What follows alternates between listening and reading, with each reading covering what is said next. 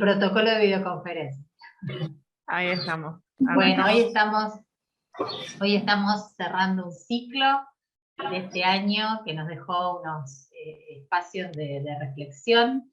Le damos la bienvenida a Miriam Kapp, una colega de la Universidad de Mar del Plata. Ahora Florencia nos va a contar un poquito más de ella y ella nos va a contar de ella y qué nos va a compartir en este espacio, que es, bueno, Miriam, quedaste para coronar nuestro espacio reflexivo. Responsabilidad. Vamos a ver, nos vas a hacer disparar, nos vas a hacer seguir expandiendo el pensamiento sobre todo. Hemos desarrollado en este año, bueno, una serie de encuentros, de conversaciones. Este es un grupo, tenemos un grupo estable que viene compartiendo todos los seminarios. Hay mucha gente por acá y mucha gente por allá en otro tiempo que lo escuchará, lo verá, reflexionará en toda la red expandida que estamos tratando de generar entre profesores. Así que, bueno, hoy nos damos este gustito de poder pensar compartiendo tus reflexiones, tus análisis, tus investigaciones, Miriam. Miriam es profesora de la Universidad de Mar del Plata y es una inmensa preocupada por lo poquito y mucho que uno ha leído, pero poquito conociendo por las prácticas de la enseñanza en contextos contemporáneos, siempre mirando allí qué pasa, así que bueno, vamos a compartir este espacio de microtaller con ella, con su propuesta, que esperamos siga el año que viene con alguna instancia más. Así que bienvenida Miriam. Florencia, que es nuestra coordinadora general de este ciclo, que ha trabajado en armarlo, en convocarnos, en esperarnos y en generar estos espacios. Bueno, te dejo el espacio para seguir. Yo voy a ir acompañando un rato. Hoy hay superposición de todo, así que sigo en tiempo diacrónico lo que va pasando por acá. Así que bueno, muchas gracias, Miriam.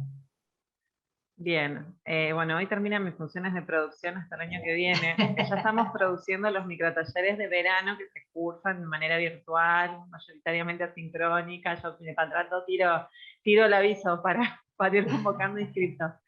Bueno, Miriam hoy nos va a acompañar con un taller que se llama Mutaciones Didácticas, Expansiones Transmedia en Nuevos Escenarios. ¿Sí? Nos interesaba mucho convocar una voz que hable de la didáctica. Ya poner didáctica en el título de un taller era algo que le adelantábamos a ella. Sabíamos que iba a convocar a muchos profes que están preocupados por esa parte de su formación en universidad y que bueno, que con esto de la virtualización de la enseñanza en los últimos años se vieron interpelados a buscar capacitación y asesoramiento un poco como para repensar sus propuestas, y que a lo mejor no vienen necesariamente de formaciones de profesorado puntuales, sino más bien de una formación profesional, y que con la práctica en docencia han adquirido su experticia, digamos. Bueno, Miriam es licenciada en Ciencias de la Educación, con orientación en Tecnología Educativa, magíster especialista en Ciencias Sociales y Humanidades, diplomada en Estudios Superiores en Constructivismo y Educación y en Estudios Superiores en Educación y Nuevas Tecnologías.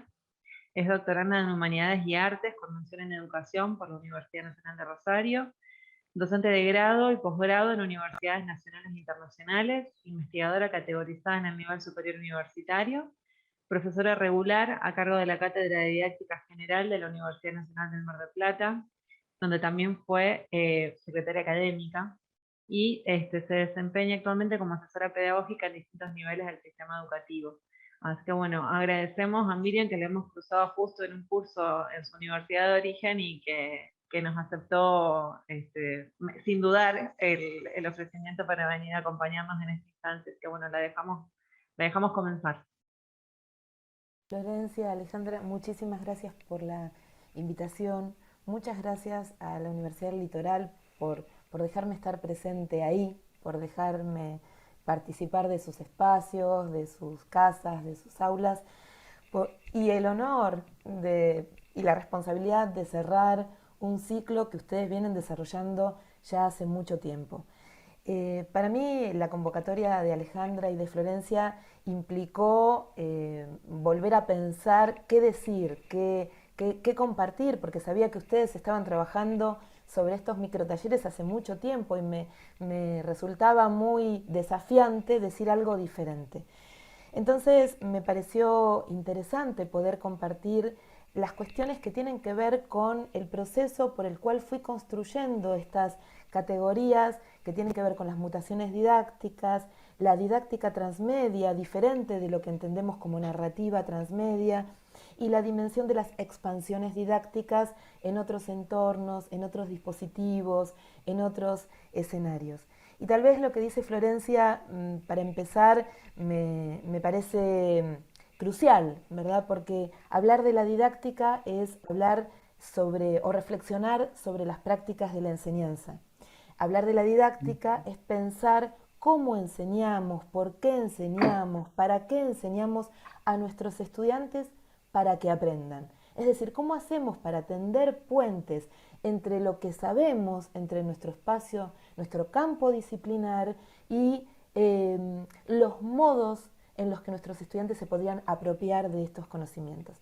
Entonces la didáctica fue definida hace muchos años en distintos tramos, en distintos momentos. Hubo una didáctica más clásica, concentrada en los objetivos de la clase, ¿no? Observables, medibles, cuantificables. Y esto estaba asociado a viejos teóricos y siempre muy cercanos al conductismo. Luego vino una corriente que renovó la didáctica con autoras y autores que a ustedes ya a lo mejor les suenan más contemporáneos, latinoamericanos, como Edith Litwin, Alicia Camillioni, y empezaron a pensar en lo que ellas llamaron una nueva agenda de la didáctica. Y por ahora no estoy metiéndome en el centro del tema, pero quiero hacer esta breve introducción.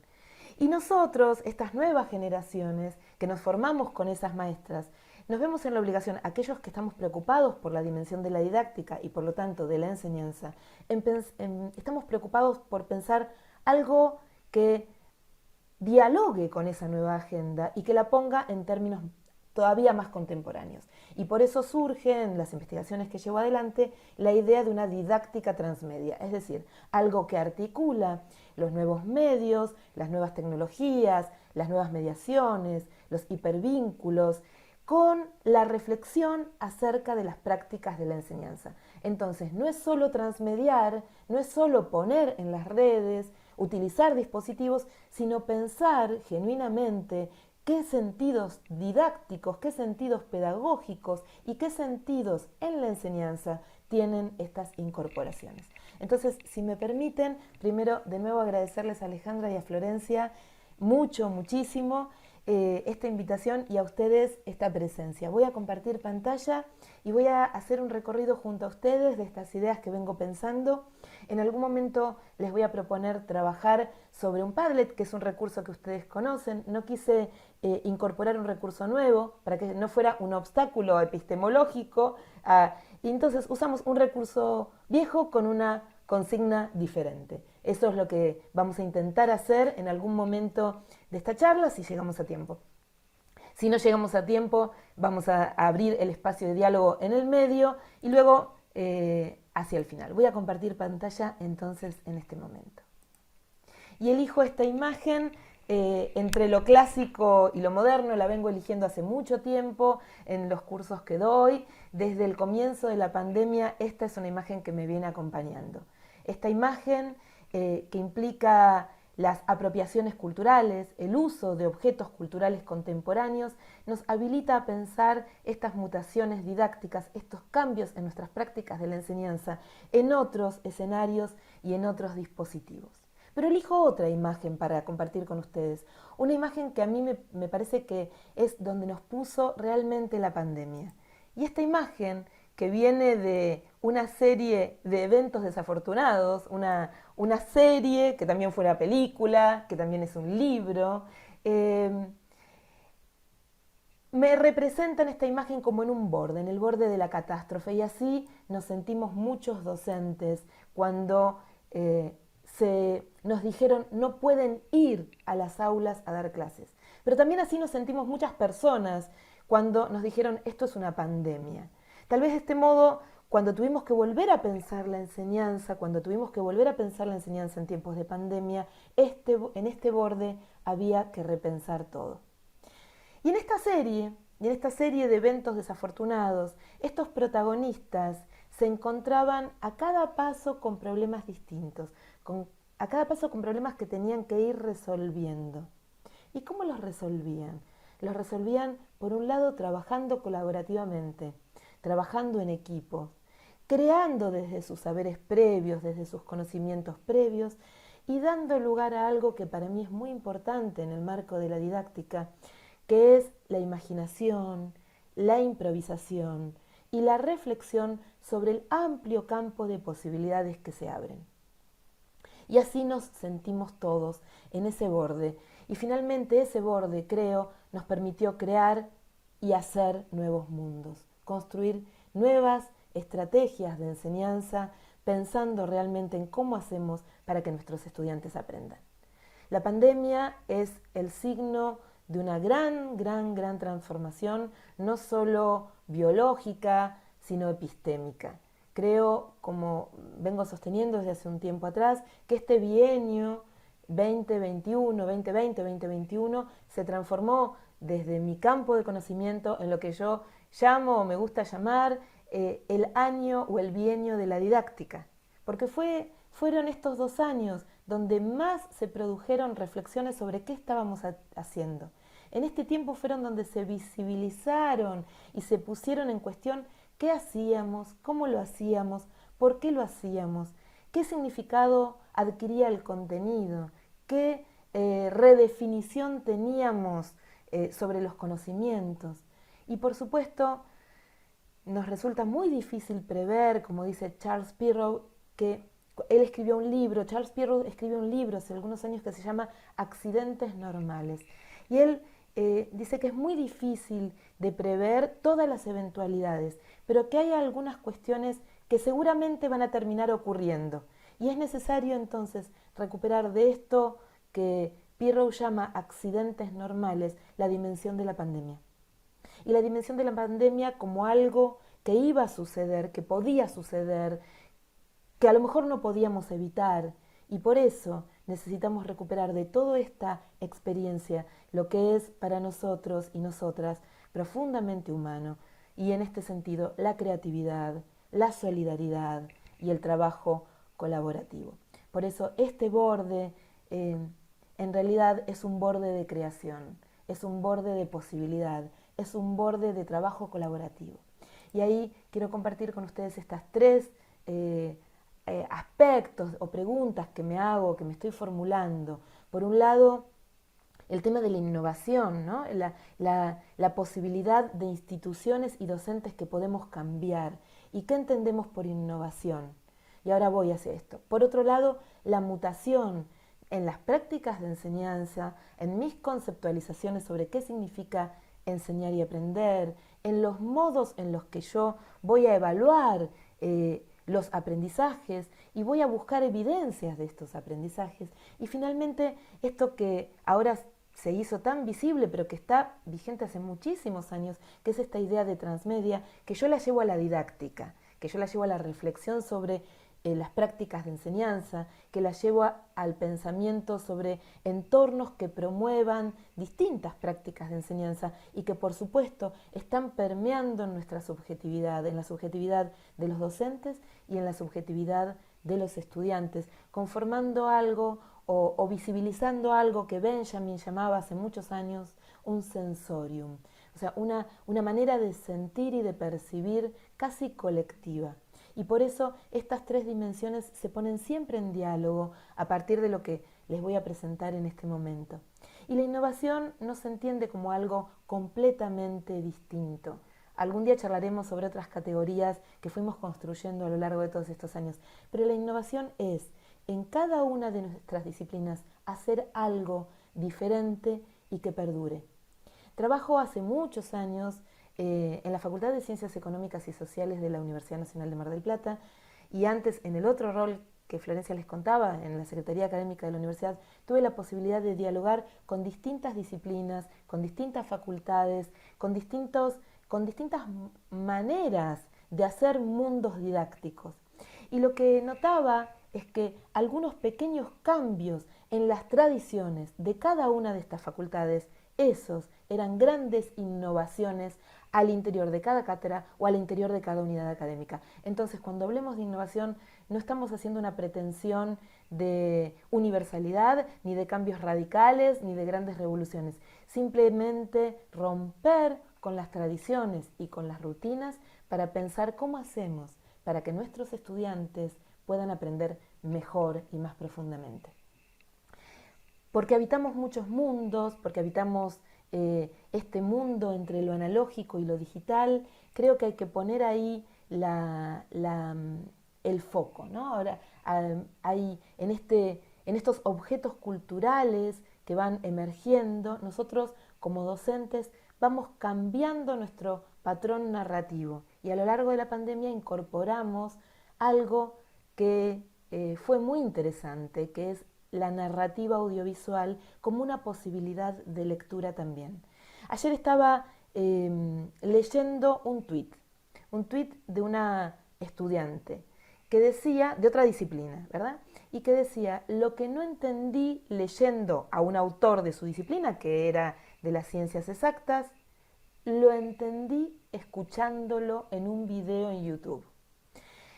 Es muy interesante este tuit porque nos sitúa en la posibilidad de leer al mismo autor y comprender sus teorías, sus conceptualizaciones y sus ideas no simplemente a través de una lectura lineal de un texto plano, sino a través de la escucha activa de lo que ese mismo autor nos está diciendo. ¿Qué les quiero decir con esto? Que el pasaje hacia una narrativa audiovisual no banaliza nuestro conocimiento, no convierte a nuestros estudiantes en opinólogos, no quita rigurosidad académica, no quita vigilancia epistemológica. El pasaje a la narrativa audiovisual y multiexpresiva amplifica, no reduce. Y por eso, porque estos lenguajes rompen con la linealidad expresiva de la palabra y no se subordinan al orden explicador de la palabra, nuestros estudiantes pueden comprender a través de imágenes, a través de memes, a través de estos objetos culturales contemporáneos, o como diría Carrión, objetos culturales vagamente identificados. Él dice OCVI, ¿no? Jorge Carrión, que escribe ensayos bellísimos y novelas bellísimas, dice, en este momento habitamos la cultura OCVI, llenas de objetos culturales vagamente identificados. Y así vamos creando realidades sincréticas, heterogéneas y algunas revoluciones, como diría Barico, que van surgiendo de este ultramundo digital. Y les propongo entonces poner 3 ideas en foco, ¿no? 3 aspectos que hacen a esta charla que están en el foco de las reflexiones que venimos llevando a cabo, de los espacios que construimos junto a la Cátedra de Didáctica General y de las investigaciones que vengo desarrollando hace muchos años en términos de las prácticas de la enseñanza. Y este foco me gustaría ponerlo en 3 espacios: las tramas heterogéneas, aportando nuevas perspectivas, los escenarios didácticos alternativos, donde introduzco la idea de didáctica transmedia y las expansiones didácticas, y finalmente conceptualizar las mutaciones didácticas junto a ustedes. Estas tramas heterogéneas van a reconocer lo significativo del conocimiento, la relación con los saberes del docente y del estudiante. Estas tramas heterogéneas van a permitir repensar lo significativo para el aprendizaje y para la enseñanza y requieren de nuevas perspectivas, requieren de nuevos abordajes, pero también requieren tomar distancia de lo que hacemos y de cómo lo hacemos para revisar lo importante, lo relevante, lo que permita seguir construyendo conocimiento y abriendo preguntas. En el segundo espacio, el espacio de los escenarios alternativos y novedosos, nos estamos preguntando cuáles son estos nuevos entornos, cómo expandimos las prácticas de enseñanza, qué dimensión toma la didáctica transmedia, donde aparecen diálogos, voces múltiples y que esto va movilizando transformaciones. Este espacio que ustedes habitan, este espacio al que, en el que se sienten interpelados, que Alejandra y Florencia los y las invitan a participar, habilita la posibilidad de voces distantes, habilita la posibilidad de escuchas activas, habilita la posibilidad de interpelar incluso esas voces en tiempo presente.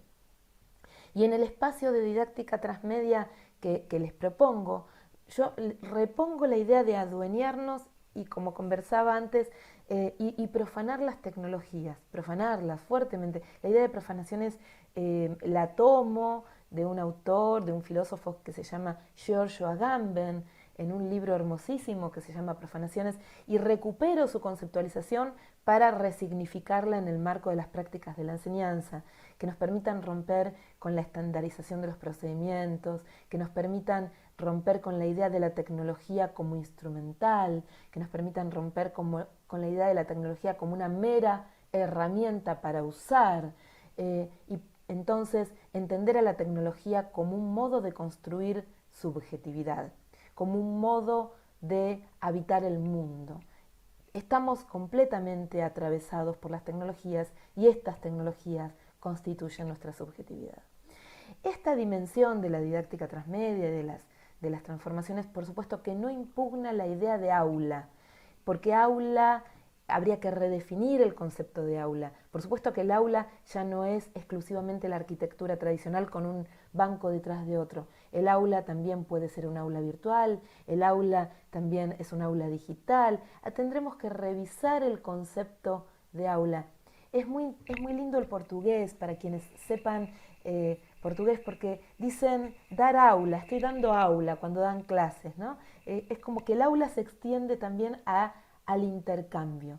Entonces, la idea de un espacio de enseñanza con intencionalidad pedagógica, con un diseño didáctico, y entonces dialogar con estas tensiones. Y finalmente, el tercer momento, estas rupturas que aparecen como, creo que acá es lo que quiero señalar con contundencia, estas mutaciones para mí son rupturas en las tradiciones, son rupturas que permiten la fusión de medios y que luego se expanden, permiten inmersiones creativas, permiten transformaciones que van a perdurar como prácticas novedosas y que van a generar, desde lo que vengo conceptualizando, desvíos y tendencias.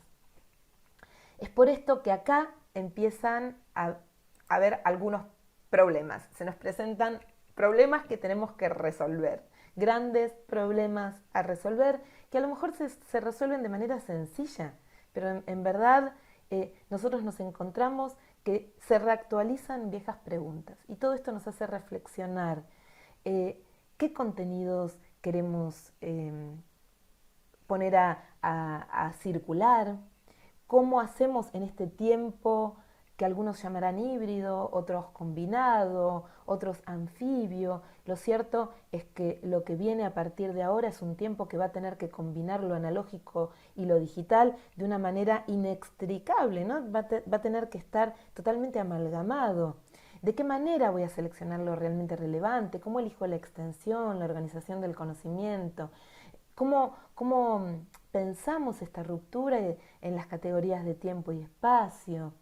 Y aparecen algunos interrogantes de los que a mí me gustaría dar cuenta o trabajar, como por ejemplo, qué experiencias de aprendizaje queremos construir, qué contenidos, cuáles son las preguntas críticas que debemos hacernos. Y ahí, entonces, en estas tramas heterogéneas, aparecen 4 dimensiones articuladas, que por supuesto no son neutrales, siempre son idiosincráticas, fuertemente políticas, ancladas en decisiones institucionales, a la vez que personales, a la vez que dialogadas en el marco de las cátedras. Lo que quiero decir es que cualquiera de estas tramas siempre involucra decisiones que son a la vez individuales, colectivas, institucionales, no neutrales. Y por eso cuando nos vamos a empezar a preguntar, es necesario, ante todo, creo, poner en el centro de nuevo los aprendizajes y dar lugar a qué experiencias queremos despertar con nuestros estudiantes. Poner en el centro la experiencia y, como dirían Dewey y Perkins, poner en el centro la experiencia y el pensamiento. La experiencia, el pensamiento, la acción, la actividad. Donde actividad no necesariamente implica movimiento corporal, que sí puede implicarlo, pero donde la actividad también es actividad intelectual, actividad mental, donde la experiencia implique un diálogo entre nuestra disciplina, los modos de conocer el mundo, el pensamiento, las sensaciones, las percepciones y por supuesto la acción. ¿Qué preguntas nos formulamos nosotros ahora junto a los estudiantes en el centro? ¿Qué experiencias de aprendizaje queremos producir y habitar? ¿Qué habilidades críticas y desafíos cognitivos buscamos promover en nuestros estudiantes? Creo que ahí empezamos a tejer nuestros diseños didácticos y empezamos a convertir los contenidos en actividades que constituyen verdaderas oportunidades de aprendizaje, sabiendo que siempre son más valiosas aquellas actividades o aquellas propuestas que dan espacio a los estudiantes para tomar decisiones, que promueven un papel activo, que los hacen pensar, que los hacen dudar e incluso que generan eventualmente conflictos cognitivos con sus saberes previos. Y por eso nos tenemos que preguntar cuáles son estos conocimientos para crear con otros, cuáles son los conocimientos que nosotros queremos enfatizar en estas tramas heterogéneas. Vamos a enfatizar aspectos de las conexiones del contenido con la realidad, vamos a establecer relaciones conceptuales, vamos a simular la lógica de nuestra investigación y de nuestra disciplina, vamos a seguir la lógica de los aprendizajes. ¿De qué manera vamos a llevar adelante estos conocimientos? ¿Cómo vamos a organizarlos? Y acá, ¿qué conocimientos queremos que construyan nuestros estudiantes y de qué modo queremos que dialoguen entre ellos y con sus saberes previos? Empieza a ser parte fundamental de esta trama y estas nuevas perspectivas. Volver a pensar la idea de que se crea conocimiento con otros y que el conocimiento se produce en red y que somos más inteligentes colectivamente, da cuenta de un abordaje del que ya venimos hablando hace muchos años, que ya equipos de investigación vienen hablando de esto hace muchos años, pero que hay que volver a poner sobre la mesa, porque la pandemia nos permite volver a reflexionar sobre estas cuestiones de la red, de la creación con otros, del conocimiento que, como diría Mariana Maggio, los libros viven en las redes, dice ella en uno de sus libros. Hay que recuperar esta idea, porque efectivamente esto nos va a permitir resignificar la significación epistemológica, los modos de pensamiento fundamentales de la disciplina. Vamos a tratar de poder ver qué es lo que va a perdurar en el tiempo y cómo hacemos para que esto sea genuinamente una construcción colectiva. Finalmente, o no finalmente, en este espacio lo que se abren son estos nuevos escenarios. ¿De qué modo queremos que nuestros estudiantes participen? Y acá yo repongo la idea y vuelvo a insistir que necesitamos adueñarnos de las tecnologías. Nos tenemos que apropiar de las tecnologías para expandir las prácticas de enseñanza y por lo tanto romper con la estandarización de procedimientos, con las enseñanzas, los modos de enseñar habituales, con las rutinas, porque necesitamos habilitar muchas heterogeneidades. Parece una redundancia, pero necesitamos habilitar heterogeneidades culturales, heterogeneidades cognitivas, heterogeneidades afectivas, sociales y por supuesto heterogeneidades sociotécnico-digitales.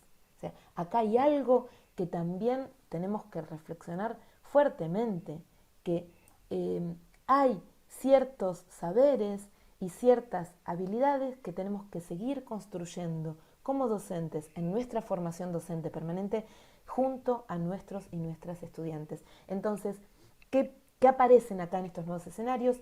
Textos e hipertextos. ¿No? Hay algo más que un texto plano. Aparece un hipertexto, aparecen interfaces, aparecen plataformas, aparecen dispositivos donde nosotros habitamos el mundo y ahí lo expandimos. Expandimos el conocimiento y nos encontramos con conocimientos de otros. Y en ese punto los escenarios habilitan la posibilidad, la heterogeneidad de escenarios, habilitan la posibilidad de romper con este orden explicador de la palabra y con las jerarquías establecidas del quién tiene el saber. Y probablemente nos encontremos en estos escenarios diversificados con que nuestros estudiantes de algunas cosas nos pueden explicar más de lo que nosotros podríamos. Y este diálogo, sin duda, enriquece y descristaliza, es decir, rompe el cristal de un conocimiento único, de un conocimiento universal. Es interesante esto, ¿no? Ponemos en tela de juicio en la categoría de verdad de lo que nosotros estamos transmitiendo a nuestros estudiantes. Y finalmente, en este marco, yo les decía, ponemos en el centro al estudiante, ponemos en el centro al pensamiento, pero terminamos englobando todo esto en una reflexión didáctica necesaria. Nosotros necesitamos volver a pensar qué es lo significativo y cómo enseñarlo, y de ahí surge la idea de una didáctica transmedia. Quiero preguntar, porque sé que hablo, entonces quiero saber si vamos bien hasta acá. Si ustedes me dicen que van bien, y si no, detenemos un segundo para que hagan preguntas, si no, avanzo. ¿Van bien? ¿Puedo seguir? Genial. ¿Sí? Ok. Entonces, avanzo con otra idea. Si ustedes quieren interrumpirme, no tengo ningún problema, porque una vez que me engancho a hablar, a veces cuesta interrumpirme, pero porque no respiro. Entonces, ustedes utilicen cualquier momento para interrumpirme, que no hay problema. ¿Qué hicimos luego de pensar estas tramas heterogéneas y estas nuevas perspectivas? Estas nuevas perspectivas que tienen que ver con el aprendizaje en el centro, con el corrimiento del contenido para pensarlo como conocimiento, el trabajo colaborativo, el trabajo en red, la diversificación de escenarios y plataformas para enseñar y para aprender, y la reflexión didáctica convertida en lo que llamo didáctica transmedia. ¿Qué hicimos? Pusimos entonces en estas nuevas perspectivas a la tecnología en el centro. Y cuando pusimos, acá aparece nuestro segundo foco, el foco de los escenarios didácticos alternativos. Esta imagen viene de una serie que se llama Years and Years, que se las recomiendo también. Acá sé que hay gente que es muy cinéfila, también soy cinéfila y seriéfila, así que les voy a recomendar muchas series.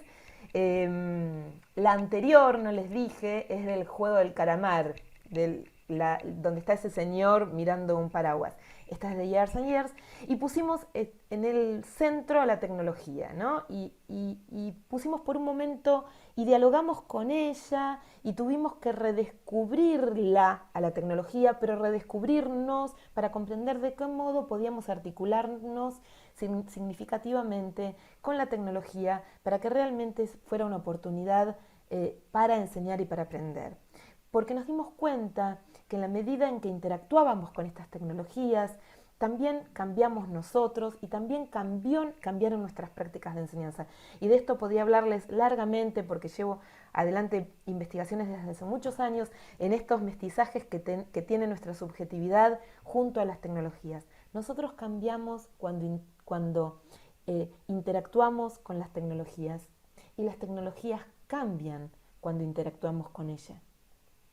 Ahora, me gustaría recuperar una frase de Pierre Levy, que le escribe allá por el año 2000. Pierre Levy dice que algo así como que cuando nosotros pensemos el futuro de los sistemas educativos en este espacio de estos análisis que tenemos que llevar adelante, tenemos que pensar en los cambios que estamos experimentando en nuestra relación con el conocimiento.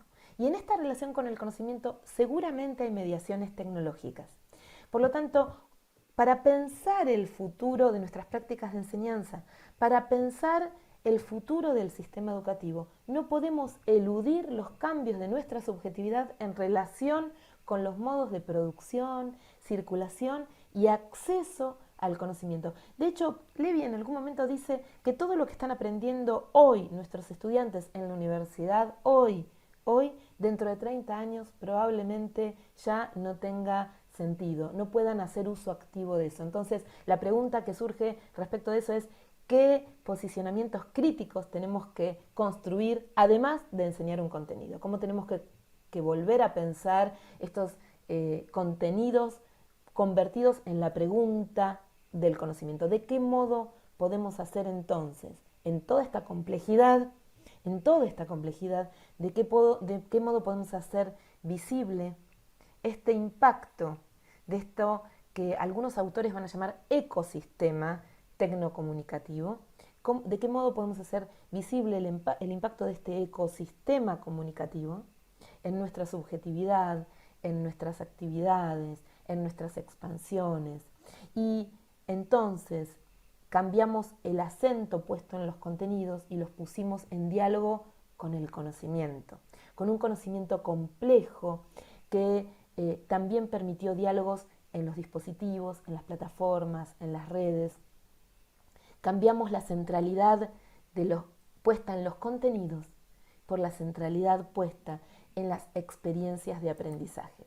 En experiencias de aprendizajes que se producen en diferentes escenarios, donde aparecen otros protagonistas, donde hay una amplificación de los objetos culturales. Y si yo me refiero, estamos en el medio de una revolución de las condiciones de adquisición de algunos saberes, conocimientos. Nosotros hoy tenemos acceso, y acá entonces se resignifica el rol del docente, porque nuestros estudiantes tienen acceso a mucha información que tenemos que ayudar a reorganizar, rejerarquizar, redimensionar en función de la pregunta sobre cuál es el conocimiento significativo. Entonces, estos otros escenarios, cuando yo digo escenarios, son espacios pedagógicos que se materializan como espacios de encuentros en comunidades de prácticas, en comunidades que nos permiten construir conocimiento. Y ahí las series, los museos, las redes sociales adquieren un protagonismo muy importante, la posibilidad de amplificar nuestras clases. Y se produce en el marco de una heterogeneidad cognitiva y en el marco de una fuerte tecnodiversidad. No todos nuestros estudiantes y no todos ni todas las docentes tienen las mismas habilidades respecto del uso de las tecnologías, y tampoco los y las estudiantes y los y las docentes tienen la posibilidad del acceso material a las mismas tecnologías. Entonces, estos escenarios son realmente diversificados. Y ahí aparecen algunas rupturas que a mí me interesa señalar, que es la ruptura en estos escenarios amplificados, la ruptura de la idea de tiempo y espacio, la ruptura de la idea de territorio. Ya no hay un territorio único, hoy hay expansiones, hay desterritorializaciones, hay multiterritorializaciones, habitamos muchos territorios a la vez. Y necesitamos como docentes reconfigurar nuestras prácticas, necesitamos pensar acciones fundamentadas, reflexivas, que permitan anticipar qué se puede hacer, qué es deseable hacer en estos nuevos entornos comunicativos. Por eso lo llamo didáctica transmedia, en este proceso de reflexión y de fundamentación reflexiva que permite o que debería permitirnos anticipar qué se puede, pero también qué es deseable, ¿no? En este punto voy a recuperar también a Barico. Si la tecnología implica una prolongación de nuestro cuerpo, ¿no?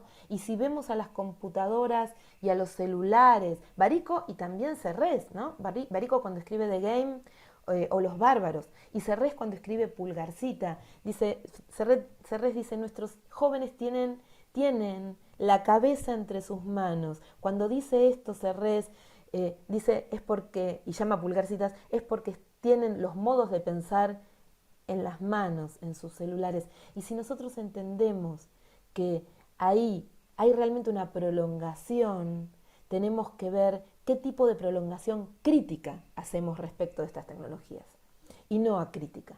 ¿Cómo hacemos para implicarnos? ¿Cómo hacemos para organizar la enseñanza? ¿Cómo hacemos para elegir medios y materiales? ¿Y cómo hacemos para acompañar las trayectorias de nuestros estudiantes de manera realmente crítica en estos entornos novedosos? En estos entornos novedosos que, como les decía, tienen este pasaje, que tienen confluencia de espacios, que trabajan desde lo interdisciplinario, en este entorno comunicativo, difuso, descentrado, como diría Jesús Martín Barbero, aparece el surgimiento de una cultura participativa y que permite trabajar interdisciplinariamente, que permite corrernos de la celda de nuestra disciplina, que nos permite correr del aislamiento de nuestra cátedra para ponernos en diálogo con otras cátedras de nuestra misma facultad, con otras facultades, con otras universidades que nos permiten abrir entonces el mundo del conocimiento, generando o incorporando escenarios transmediales en una ecología comunicativa muy compleja. Y yo creo que realmente la innovación, como les decía al principio, no es algo loco. La innovación anida en lo cotidiano, en percibir qué tenemos alrededor para poder cambiar, qué tenemos alrededor para utilizar de modo significativo en nuestras prácticas de enseñanza, qué tenemos a nuestro alrededor que nos guste, que nos genere deseo, que nos apasione y que pensemos que a nuestros estudiantes también los apasiona. La innovación anida en lo cotidiano realmente y ya no hay más lugares para quedarnos mirando. Tenemos un lugar del hacer, un lugar del construir, un lugar que habitar, un lugar donde el valor pedagógico está fuertemente en la experiencia. Y en una especie de síntesis de este espacio, de este segundo momento, me parece que intenté concentrar en esta diapositiva cuáles son estos objetos culturales contemporáneos con los que habitamos, cuáles son estos nuevos entornos en los que creamos, cuáles son las plataformas, los dispositivos, las aplicaciones que utilizamos realmente. Utilizamos memes, podcast, fanfiction, microrelatos, videos pequeños, series, book trailers, todo esto mediado por Instagram, Facebook, TikTok, Twitter. Este pequeño mapa de estos entrecruzamientos que les pongo aquí, se dan realmente en el aula. Aunque no los visibilicemos, están presentes. Aunque no los visibilicemos, nuestros estudiantes y nosotros mismos estamos habitando todos o algunos de estos entornos.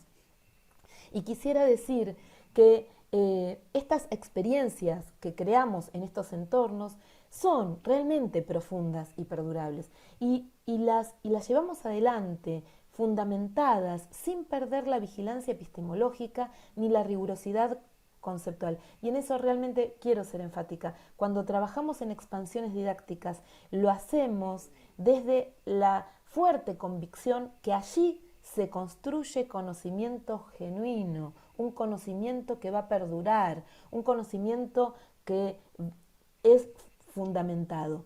Y en este marco de la cultura participativa, de estas aperturas, hay algo que me gusta decir y que creo que a veces es doloroso para la universidad, pero se quiebra la jerarquía del saber experto y el control centralizado de la información.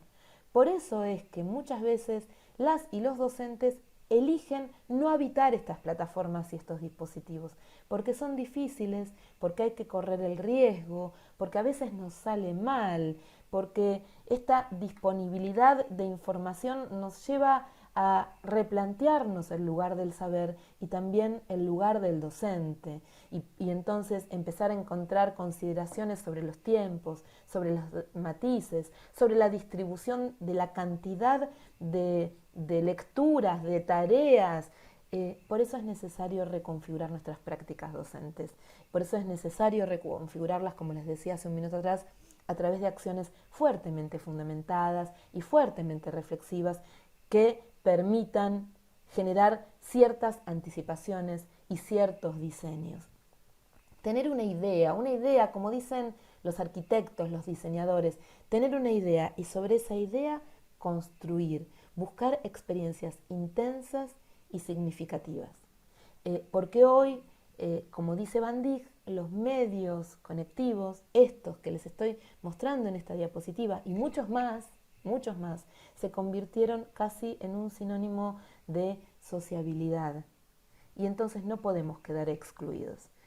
Recuerdo en este momento un libro, ya tiene muchos años, de García Canclini, que se llama Diferentes, Desiguales y Desconectados, que cuando lo leí hace muchos años me parecía de un poder anticipatorio impresionante. Él decía, voy a hacer una simplificación, él decía que en la medida en que nosotros nos desconectamos, se profundizan las desigualdades sociales y se profundizan las diferencias.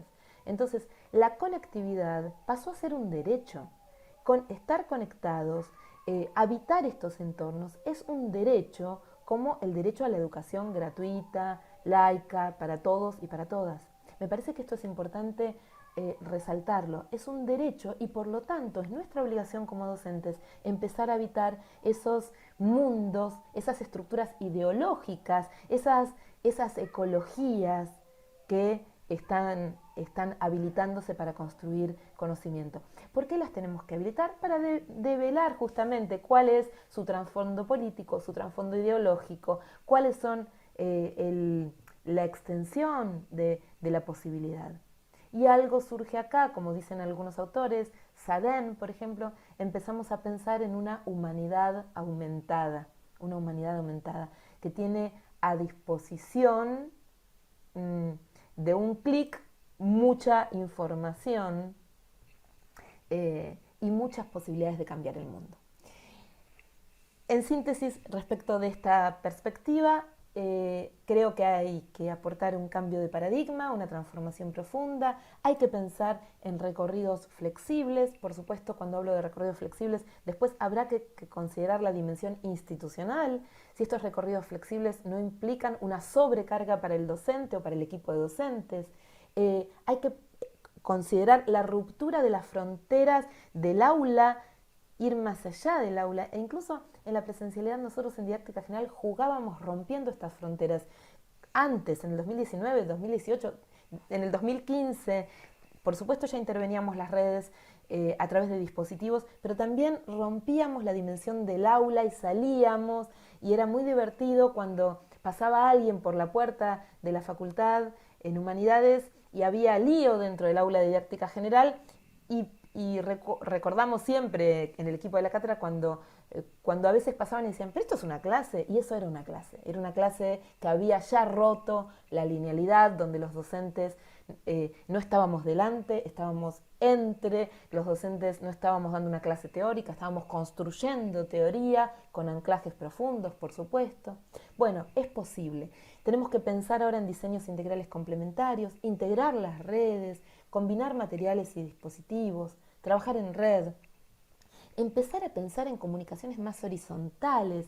Entonces, ya ahí me parece que por supuesto, incluir los hipertextos, las interfaces, ahí ya se trataría no de buscar puntos intermedios, ni intersecciones tipo diagrama de Venn entre los modelos presenciales y a distancia. O sea, ya no se trata de buscar puntos intermedios, no se trata de buscar puntos de intersección. Se trata, me parece, de integrar, de armonizar, de complementar, de amalgamar, de conjugar medios y recursos y estrategias que permitan construir una buena experiencia de aprendizaje, tanto en la virtualidad como en la presencialidad, tanto como en la presencialidad no mediada por una pantalla, ¿verdad?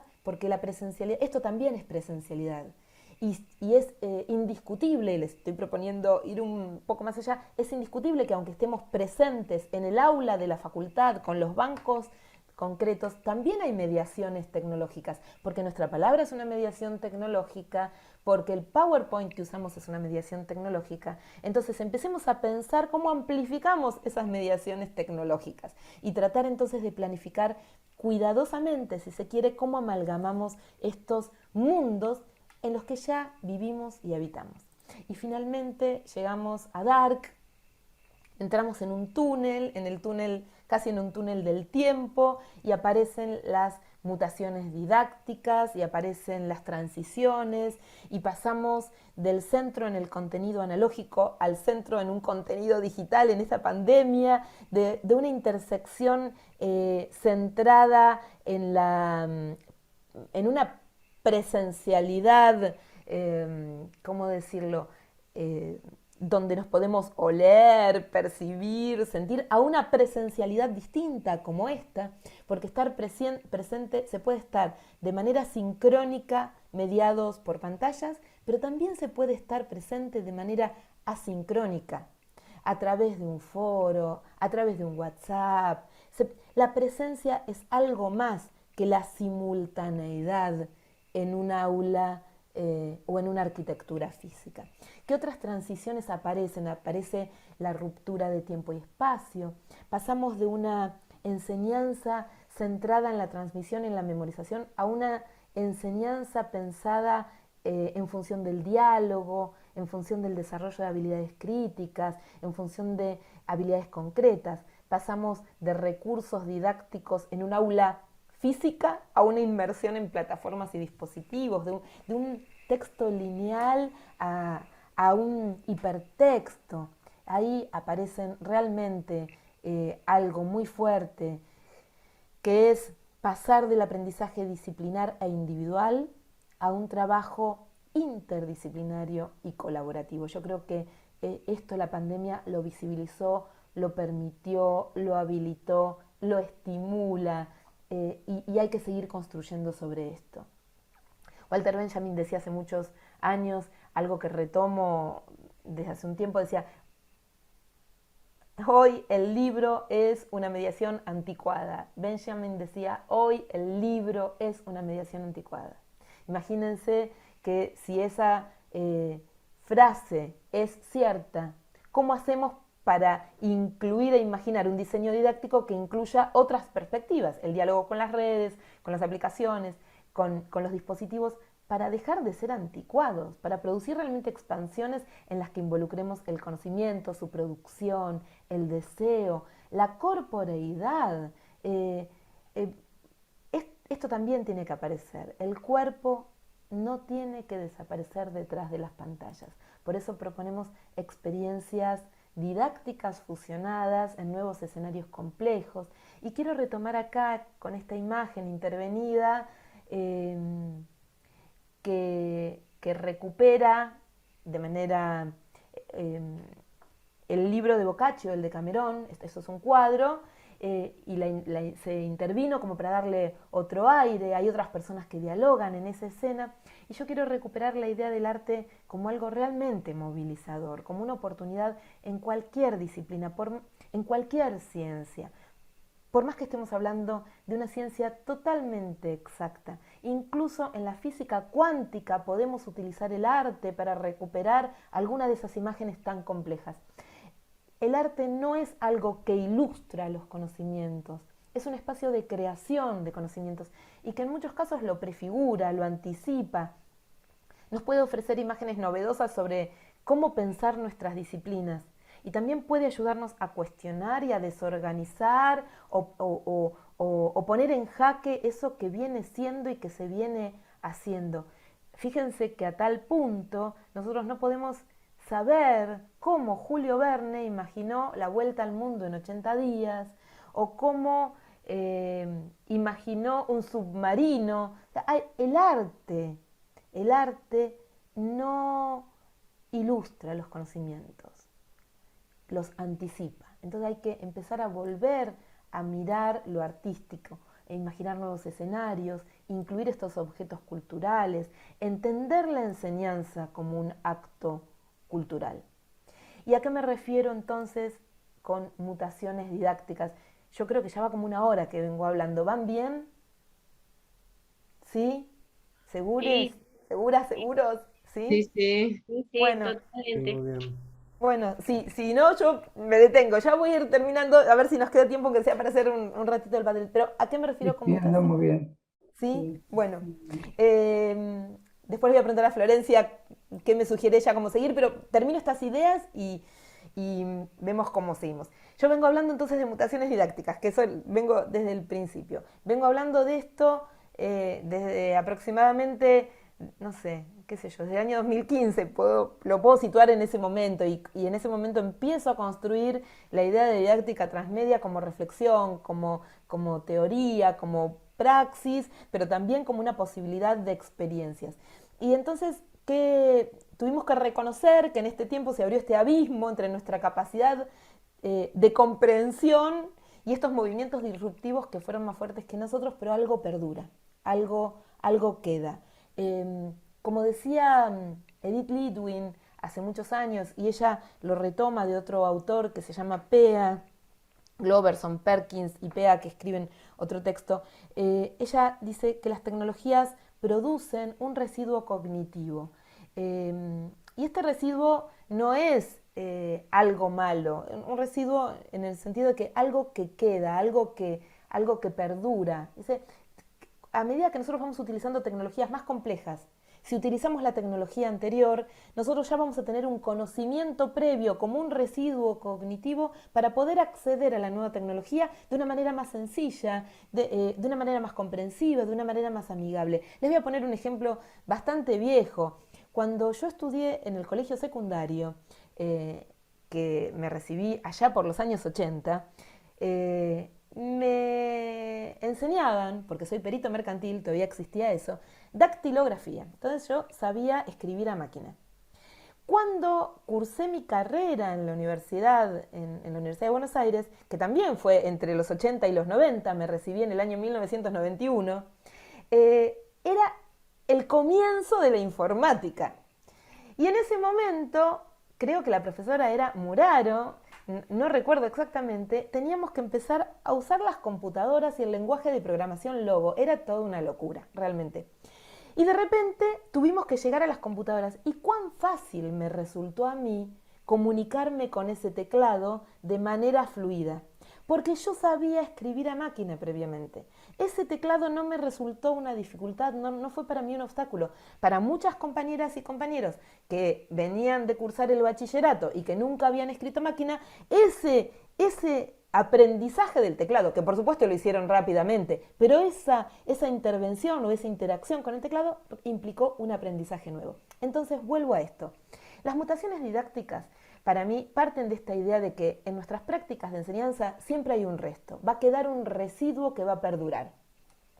Y en este sentido, perdón la digresión para el otro lado, pero en este sentido creo que hay movimientos disruptivos que van a generar y que están generando tendencias, que hay una inteligencia colectiva que estamos habitando juntos ahora mismo, en esto que también podríamos pensar como un espacio de experimentación, que también es una oportunidad para pensar nuevas mediaciones y para pensar la convergencia digital en plataformas y dispositivos. Yo podría pedirles a ustedes en este instante que por favor pongan en el Twitter un hashtag, lo que quieran, no sé, microtalleres, que arroben a la Universidad del Litoral, que me arroben a mí, que soy @mircap, que arroben a Florencia, a Alejandra, que digan, que comenten algo de esta experiencia y ya estamos expandiendo. Y ya se está difundiendo eso que ustedes están construyendo acá. O sea que estas nuevas mediaciones, esta convergencia digital, esto es, muchos dispositivos que permiten construir un conocimiento, eso da cuenta de las mutaciones didácticas. De hecho, si quieren, las y los invito a hacerlo. Tuiteen lo que quieran de este espacio. Pero en estas mutaciones didácticas también tenemos interpelaciones epistémicas. Nos tenemos que preguntar sobre el conocimiento e interpelaciones tecnológicas, sobre qué recursos son los más permeables para poder producir aprendizajes. Y por supuesto, en estas hibridaciones, en estas tramas, en estos espacios que construimos. Algunos le dicen urdimbres, no me gusta urdimbres porque tiene algo de confabulador, ¿no? Lo de urdimbres, me gusta trama, aunque también podría ser tramar, me gusta relieves, me gusta entramados, me gusta enredados.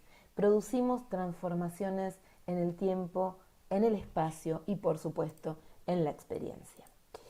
Y las mutaciones didácticas creo que tienen como algunas implicaciones que en estos movimientos disruptivos que cortan con la inercia y que nos permiten resignificar nuestras prácticas se convierten en un desafío. Las tecnologías hoy en relación a la educación son realmente un desafío. Nos permite darle nuevos sentidos a las mediaciones pedagógicas, permiten generar experiencias que tienen que ser múltiples, que son múltiples y que nos tienen que permitir, esto no quiero olvidarme, reconocer la fragilidad de nuestros conocimientos. Nos tienen que permitir reconocer estas mutaciones didácticas, nos tienen que permitir reconocer la fragilidad de nuestros conocimientos y nos tienen que invitar en lo posible a hacer recorridos culturales diversos, producir articulaciones con otros campos de conocimiento. Y ahí se fusionan, en esta fusión de modalidades, podemos pensar que se abre un espacio de experiencias de aprendizaje realmente significativas. La idea de mutaciones didácticas, la idea de mutaciones está relacionada con cambios profundos y perdurables en nuestras prácticas. Estas mutaciones en las que estoy pensando no tienen un carácter evolutivo, no es que vamos así cambiando, ni natural ni neutral, ¿sí? Tienen un carácter político, tienen un carácter ideológico, tienen un carácter idiosincrático, son coyunturales, son saltos que se producen en diferentes contextos y por diferentes circunstancias, por diferentes coyunturas, pero siempre atravesadas por reflexiones didácticas. En muchos casos estas mutaciones rompen con las tendencias y nos permiten volvernos otras y otros docentes. Y por supuesto, las mutaciones tienen que ver con construcciones discursivas, concepciones sobre qué significa enseñar, qué significa aprender, y donde estas tramas se van vinculando en distintas esferas. ¿Qué implican estas mutaciones didácticas? Implican cambios metodológicos, implican dar cuenta de la complejidad y la expansión del conocimiento. Son una oportunidad novedosa para pensar lo hipertextual porque incorporan lo digital y rompen con la arquitectura tradicional, las ideas de tiempo y espacio. Cuando me refiero a arquitectura tradicional, no solo me estoy refiriendo a la arquitectura tradicional del aula cuando vayamos al campus universitario rodeado de césped o de cemento, de concreto, no sé cómo es la Universidad del Litoral. Me refiero también a la arquitectura que fuimos creando en los campus virtuales. O sea, una mutación didáctica debe obligarnos también a redefinir y rearmar la arquitectura del aula que le dimos sobre el Moodle, para poner un ejemplo si es que trabajaron sobre Moodle. Bueno, creo, desde mi punto de vista, transforma una experiencia individual en otra experiencia que es social y son mucho más que una estrategia de enseñanza o de aprendizaje, porque tiene, desde mi punto de vista, estas mutaciones o la didáctica transmedia, un posicionamiento emancipador. La didáctica transmedia, cuando la conceptualizo, creo que tiene que ver con una idea de nadar contra la corriente, cuestionar las perspectivas heredadas, las concepciones de aprendizaje, las concepciones sobre la inteligencia, el género, los regímenes de veredicción. En esto consisten las mutaciones didácticas. Y yo en este momento tenía, y acá voy a detenerme, tenía la propuesta de hacer una actividad entre todos y todas. Pero ya hace una hora que estoy hablando, creo que literal, no estoy segura, pero creo que literalmente. Así que, Flor, tomo tu sugerencia. Más o menos. Bueno, el número de asistentes está estable. No veo a nadie excusándose por chat que se tenga que ir rápidamente a algún lado. Así que creo que podemos intentar. Tenemos 60 usuarios conectados, así que Estamos re bien. En los mejores números de esta tercera edición de Microtalleres en vivo, te digo. ¿En serio? Sí, Bueno, sí, sí. igual les pido por favor que se guarden todas las preguntas que hayamos tenido hasta ahora o que tengan o las vayan poniendo en el chat, porque la propuesta ahora es, los vamos a dividir en grupos, les vamos a dar solo, perdonen, pero habida cuenta del tiempo, solo 10 minutos para que intervengan en un Padlet. Florencia, ¿cuántos son entonces, Flor? Tenemos 50, sí, a ver, me bajó un usuario, 59. Más Bueno, o menos, 60. Vamos sí, a sí, sí. hacer 10 grupos, ¿está bien? De 6 Ok, personas. A ver, quiero, a ver, un segundito, a ver si los puedo ver a todos. Voy a dejar de compartir un segundito, así los veo a todos, ¿les parece? Ahí está, ahí está. Qué lindo verlos y verlas. ¿Cómo van hasta acá? ¿Van bien? Les pregunto, muy yo, bien. Sí, muy ¿sí? bien. Bueno, genial. ¿Les parece hacer una intervención ahora grupal y volver en 10 minutos para charlar sobre sus producciones? ¿Les parece bien? ¿O prefieren seguir? ¿O hacer preguntas? A mí me gustaría que ustedes intervengan, aunque sea un ratito, el Padlet. ¿Les parece? Bien. Bueno, Son las entonces, 10 y bien. 9, 10 y 20 estaríamos volviendo. Les mandamos un aviso para que salgan de la sala. Esperen, todavía no se vayan porque les tengo que decir la consigna antes de Sí. irse. Antes de irse. Voy a compartir pantalla nuevamente y voy a copiar en el... no, desde acá lo voy a copiar bien porque si no, eh, copio el link. Estoy copiando ahora en el chat un link a un Padlet. ¿Está bien? Muy bien. Ustedes van a estar, Florencia los y las va a dividir en grupos. Cada uno de ustedes va a tener grupo 1, grupo 2, grupo 3. Por defecto los ordena así el Zoom. En el Padlet que yo les voy a mostrar ahora, que ya mismo les comparto pantalla, ¿lo llegan a ver? Sí. Tienen grupo 1, Sí. grupo 2, grupo 3, grupo 4. ¿Ok? Y la consigna es bien sencilla, bien sencilla. Simplemente van a tener que hacer un clic en el signo más y escribir algo. Cada grupo deberá describir las mutaciones didácticas que creen que les dejó la pandemia. Pueden ser ejemplos sobre sus clases, sobre sus prácticas, sobre un acuerdo de lo que el grupo decida, pero recuperen aquellas prácticas que cambiaron y que podrían perdurar en la presencialidad y que provocan realmente experiencias de aprendizajes novedosas, significativas, valiosas y perdurables como veníamos hablando hasta hace un ratito. ¿Por qué les propongo hacer este ejercicio? Porque este ejercicio es parte de su reflexión didáctica. Empezar a pensar qué hicimos, cómo lo hicimos y qué de lo que hicimos va a perdurar. Es decir, tratar de sacar aquello que realmente fue valioso, tomar distancia de lo que hicimos y quedarnos con lo valioso y pensar si eso valioso puede ser una oportunidad para que a la vuelta en la presencialidad también podamos seguir interviniéndolo, usándolo, experimentando con eso. Entonces la consigna es sencilla, en 10 minutos son y 10, son y 11 y 21, Florencia los vuelve aquí. Entiendo que se conocen la mayoría, así que va a ser un tema menos y elegí el Padlet justamente por eso. ¿Les parece bien la consigna? Esta consigna es sobre la reflexión sobre sus prácticas. Nos vemos en un ratito entonces. Bien. Acabamos. Gracias.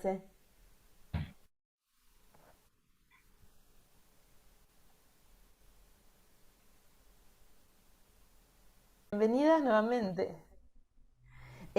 Por lo que estuve chusmeando un poco en el Padlet, participaron poquitos grupos. Voy a leer lo que, y voy a compartir en realidad, lo que ustedes produjeron.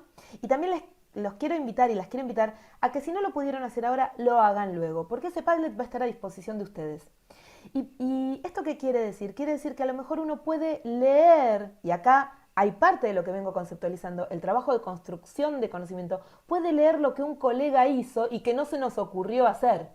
Entonces, lo que sí les dejo el Padlet habilitado para que sigan cargando la información que quieran y a lo mejor es una oportunidad de abrir el diálogo a lo que hice o lo que hicieron mis colegas. Voy a compartir pantalla por un segundito y voy a leer lo que produjeron. El grupo 1, experiencias de trabajo colaborativo e interdisciplinar en diferentes espacios y plataformas, foros de discusión en el aula virtual, muros colaborativos, creación de documentos compartidos, creación y edición de piezas digitales, flexibilidad en consignas de trabajo que permiten elegir entre formas de presentación y socialización, teniendo en cuenta las competencias tecnológicas.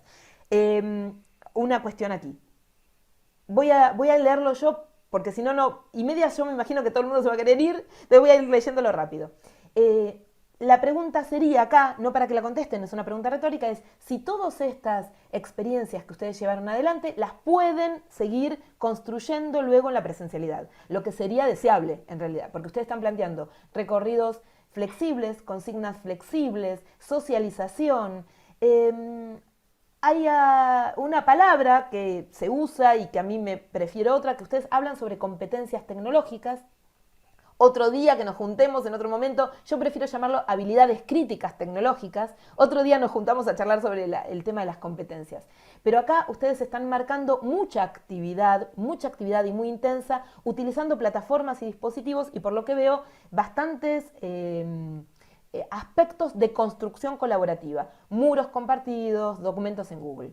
El grupo 2 trabajó sobre el concepto de aulas heterogéneas. Repensaron las herramientas y con ello las formas de enseñanza. Es decir, lo que la tecnología pasa de ser una herramienta a un modo de pensar la enseñanza. Ya no es una herramienta, no es un martillo, no es un instrumento, es un modo de pensar la enseñanza. Y también estuvieron trabajando con recursos que mantuvieran y posibilitaran los vínculos y las interacciones. De eso no hablamos mucho hoy, pero gran parte de lo que tuvimos que sostener durante la pandemia fue el trayecto formativo, no solo desde lo académico, sino desde lo afectivo, desde lo social, y en eso las expansiones didácticas de las que les vengo hablando son un motivo de salir de lo individual hacia lo social. Los estudiantes y las estudiantes quieren participar, quieren actividad, no quieren ser sujetos pasivos y meros receptores. El grupo 3 habló de consignas que afectan con la intención de producir y compartir conocimiento. Consignas que afectan la intención de producir y compartir conocimiento, que el estudiante publique sus producciones a partir de diferentes aplicaciones con las que contamos. Esto es perfectamente posible hacer a la vuelta, durante la presencialidad. El tema acá, siempre hay que señalarlo, es ¿qué hacemos con esto? ¿Lo dejamos morir en las redes o lo retomamos luego? Lo que es interesante en estas mixturas es hagamos expansiones en las redes, recuperémoslos en el aula, en la arquitectura convencional, volvamos a expandir en las redes. Y ustedes acá, el grupo 3, dicen que trabajaron sobre el concepto de aulas invertidas, clases grabadas, que también planteaban la resolución de problemas, y luego espacios de coloquios. El cuidado con la clase invertida es que en el espacio de coloquio, hay que seguir pensándolas, que en el espacio de coloquio se vuelva a restituir la rigurosidad conceptual de aquello que nosotros quisimos que resolvieran nuestros estudiantes. Excelente. Los y las docentes nos pensamos ya no frente o delante de alumnos y alumnas, nos pensamos entre los alumnos y las alumnas. Maravilloso. Y de hecho, fíjense cómo la arquitectura del Zoom no nos pone delante, nos pone entre. Es muy impresionante. Nosotros, si dimos clases a través del Zoom, si dimos clases sincrónicas a través del Zoom, no estábamos en un lugar de privilegio, estábamos entre nuestros estudiantes, mezclados, a veces en un borde, a veces en el medio. Y hoy no vamos a jugar con esto porque no llegamos a tiempo, sino hoy el Zoom incluso nos permite jugar con esta idea de un profesor en el medio o los estudiantes mirando como desde un atrio. Sin embargo, insistimos en esta cuestión de que estamos entre los estudiantes. El grupo 4 insiste en esto, ¿no? Pasamos de estar enfrente a estar entre. Lo emotivo, positivo, fue la idea de trabajar lo emotivo, o sea, de trabajar las emociones. En muchos casos la contención afectiva fue muy importante. El grupo 5, uso del entorno virtual, encuentros sincrónicos, uso de aplicaciones. Habrá que ver cómo extendemos esto. El entorno virtual, el Moodle, el viejo Moodle, el que seguramente tienen en la universidad, ¿va a seguir siendo un repositorio como lo fue hasta el 2019, donde los docentes ponían solamente algunas consignas, algunos recordatorios y algunos PDFs que les tiraban por ahí? ¿O va a tener otra característica? ¿Va a hacer envíos a procesos cognitivos? El grupo 6 dice, uso de plataformas virtual y redes sociales. Utilización de aplicaciones para interactuar con los estudiantes, como Mentimeter, Padlet, Kahoot, Miro, entre otras. También acá agregaría WhatsApp, Discord. O sea, empezamos a encontrar lugares con los que comunicarnos con nuestros estudiantes, que algunos eran más formales, otros menos formales, pero en todo caso podíamos habilitar la voz de los y de las estudiantes. De maneras creativas, de maneras lúdicas. El grupo 7 dice, creemos que la pandemia nos permitió la expansión del aula a partir de herramientas como la de generar foros de discusión, los cuales permitieron un intercambio entre estudiantes más informal, evaluaciones a partir de cuestionarios y tareas. No todo fue mutaciones, ya que realizamos el uso del entorno virtual como repositorio de bibliografía o videos, que es lo que acabo de decirle antes, hace un segundo atrás. Exactamente, no todas fueron mutaciones. Se replicaron algunas prácticas sumamente tradicionales. Si les contara, tengo un montón de anécdotas, pero que fuertemente documentadas son reflexiones didácticas sobre la resistencia a tomar evaluaciones. Por ejemplo, cuando la evaluación es parte del proceso de enseñanza y de aprendizaje. El centro en el control y no en la experiencia. El campus como repositorio, como se hacía antes del 2019. Es decir, no coincido con el grupo 7, no todas fueron mutaciones. Recuperemos las que sí fueron para poder dar un cambio. El grupo 8, fantástico. Musicalización de las clases como disparador de emociones y experiencias en el inicio de la videoconferencia. Bueno, esto nosotros lo hacemos habitualmente. Hoy no lo hice, pero habitualmente lo hacemos. Siempre empezamos con música. Pero ojo, esto se puede hacer en la presencialidad también. Crea un clima. Nosotros entran al aula con los pupitres, ¿verdad? Y entran al aula escuchando música, predispone de otra manera. Es decir, esto se puede hacer. La didáctica que nos dejó la pandemia, grabaciones de clases para posterior subida al canal de YouTube. Esto, ustedes no se dan una idea, la cantidad de conocimiento documentado que quedó. Lo que tendríamos que hacer es recuperar estos videos que subimos, nuestras clases, para intervenirlas en la presencialidad. Experiencias que fueron sintetizadoras en narrativas, YouTube, TikTok, podcast, etc. El grupo 9, los desafíos con los ingresantes universitarios 2020, iniciaron procesos de formación en espacios virtuales. Y les puedo asegurar, estuve trabajando hace un tiempo atrás, a mitad de año, con la Universidad del Centro. Dentro, en el espacio de trabajo, había un grupo de docentes que su trabajo era el ingreso a la universidad.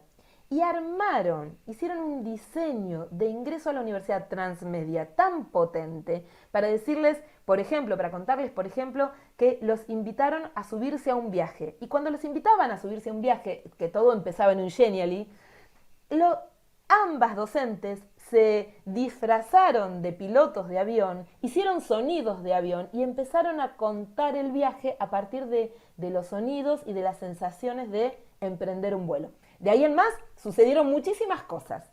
Por supuesto que esos y esas estudiantes conocieron la universidad a través de la virtualidad, pero de alguna manera también la pudieron habitar a partir de ese viaje. Es decir, la pandemia también nos permitió poner a circular nuestra creatividad. El TikTok, el YouTube, estos juegos fueron muy importantes. El Padlet, el Miro que ustedes dicen, la creación de foros, aprender a mirar múltiples lenguajes semióticos. Esto es fantástico. Videos, imágenes y audios en el plano de lo que es la lectura. Y aprendimos y entendimos, creo, ojalá, que leer no es solo leer un texto plano. Se lee la realidad, se lee un video, se lee un TikTok. Que la lectura pasó a ser lo que siempre fue, creo, pero bueno, un proceso de interpretación, un proceso hermenéutico, un proceso interpretativo. Y recupero ese tuit que leí, cuánto más a veces entienden, comprenden nuestros estudiantes cuando nos ven diciendo lo mismo que escribimos, pero con gestos, con énfasis. Eso también permite otra clase de lecturas.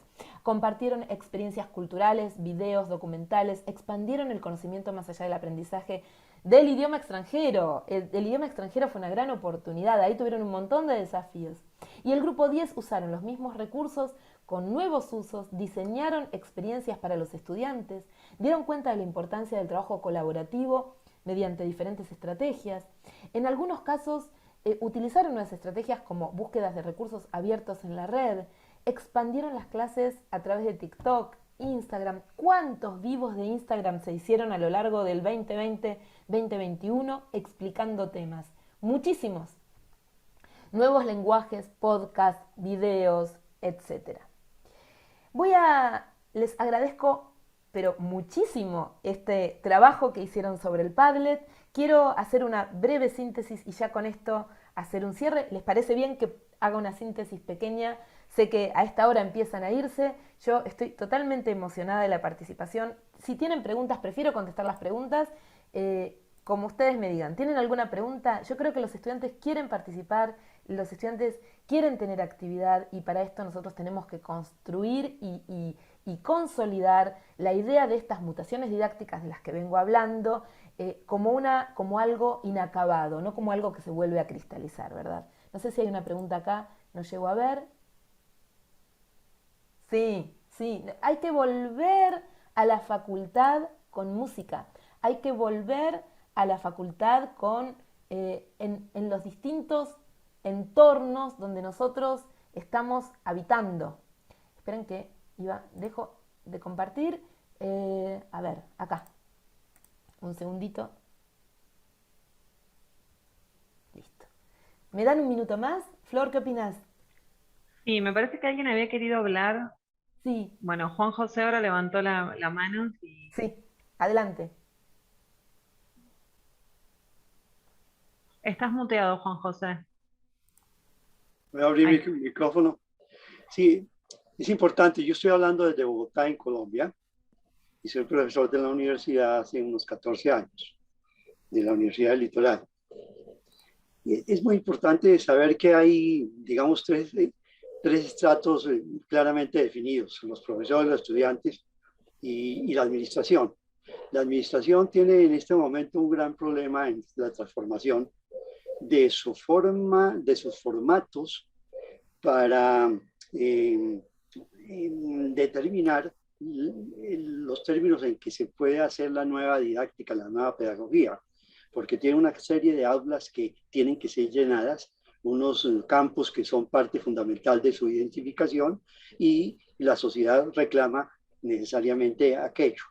Sin embargo, por otro lado, los padres de familia, yo soy profesor de posgrado, pero habitualmente en las universidades, pues los padres de familia son los que financian a sus hijos, tienen que pensar en que ahora es diferente el esquema y diferente los costos que asumen las universidades y por lo tanto deberían bajar el precio de las matrículas. Entiendo, esto es muy importante en casi toda América Latina, en el sentido de que hay universidades privadas y universidades públicas. De todos modos, hay un costo de oportunidad que hay que tener en cuenta en el momento en que cambie todo el proceso educativo post pandemia. Entonces, hay que tener en cuenta, digo, ese tercer estrato universitario, que son los administradores, en algunos casos los dueños, en otros casos los funcionarios, que tienen que seguir adelante y hacer sostenible financieramente las universidades. Y por otro lado, pues hay que seguir pagando a los profesores, y con estas propuestas que aparecen allí, con nuevas herramientas, nuevos instrumentos, pues vamos a tener que dedicarle más tiempo a la docencia. Y no sé si los administradores estarán dispuestos a pagar mejor los minutos y las horas de capacitación y de entrenamiento y de preparación de clase de los profesores. Indudablemente, el mundo va a cambiar, no solamente la docencia, sino la cotidianidad, y eso significa que a ese ritmo tenemos que cambiar todos. Esa es la reflexión que quería añadir allí, porque las universidades se basan básicamente en una administración que coordina los aspectos fundamentales. Por un lado, los estudiantes, y por otro lado, los que hacen posible la educación, que son los profesores. Gracias, Miriam. No, gracias, Juan José. un aporte realmente muy importante, porque efectivamente ahora vamos a Nelson y Oscar, toda la articulación en estos nuevos entornos y en estos nuevos dispositivos requieren de una reflexión institucional que convertirnos en una institución dinámica. Si ustedes me permiten solo un segundo, yo les voy a compartir lo que para mí son los grandes desafíos en relación a lo que decía José recién, que tiene que ver con el equipamiento y la conectividad. O sea, tiene que haber equipamiento y conectividad en nuestras aulas, y eso es una decisión institucional. Tiene que haber una redefinición de tiempos y trayectos, y para eso también tiene que haber un replanteo de la normativa institucional. O sea, definitivamente, ustedes deben tener normativas que dicen fulano, si no tiene el 75% de asistencia, si no participó de los trabajos prácticos, si no lo entregó en tiempo y forma. Bueno, hay que redefinirlo. Hay que rejerarquizar los contenidos y la evaluación, y para hacer esto probablemente muchos de nosotros necesitemos un trayecto ahora les voy a decir, un trayecto de formación, y esto implica también una erogación por parte de las universidades y de las administraciones. El otro desafío que tenemos, siempre en relación a lo que decía José recién, es los nuevos perfiles docentes. Ya no podemos pensarnos de la misma manera que antes, ¿no? Y si vamos a pensar en la articulación en las redes sociales, en las plataformas, en los dispositivos, con el centro en la experiencia del aprendizaje, entonces definitivamente es una tarea que no vamos a hacer solos y que no podemos hacer solos, y que tenemos que de alguna manera pulsar a la institución para que estos cambios también se produzcan allí, ¿verdad? O sea, no son cambios individuales, porque tenemos que constituir colectivos para poder cambiar estas cosas en las instituciones. Tenemos la enorme suerte de que en Argentina la mayoría de las universidades son gratuitas, pero también las administraciones tienen la responsabilidad de financiar estas formaciones docentes, la instalación de los recursos necesarios, la conectividad, el equipamiento, etcétera. Así que sí, estoy totalmente de acuerdo, Juan, con lo que decías. Muchas gracias. Nelson. Bien, en primer lugar, reconocer la excelencia en cuanto a la presentación didáctica, a los contenidos de Miriam, y destacarla por su dedicación, eficiencia y por la capacidad de transmitir su posición respecto a estos temas tan relevantes. En segundo lugar, el reconocimiento para las autoridades de la casa, que nos sorprenden permanentemente con la calidad de la oferta educativa para nosotros mismos, es decir, para la capacitación de la que se ha estado hablando que es necesario adquirir. Y en tercer lugar, simplemente lo quiero hacer de manera muy breve. Entiendo que esa brillante exposición está tomada desde un posicionamiento, desde una perspectiva precisa acerca del contenido. Mi enorme preocupación, lo manifiesto porque se ha hablado de herramientas, y las herramientas tienen una finalidad, tienen un destino.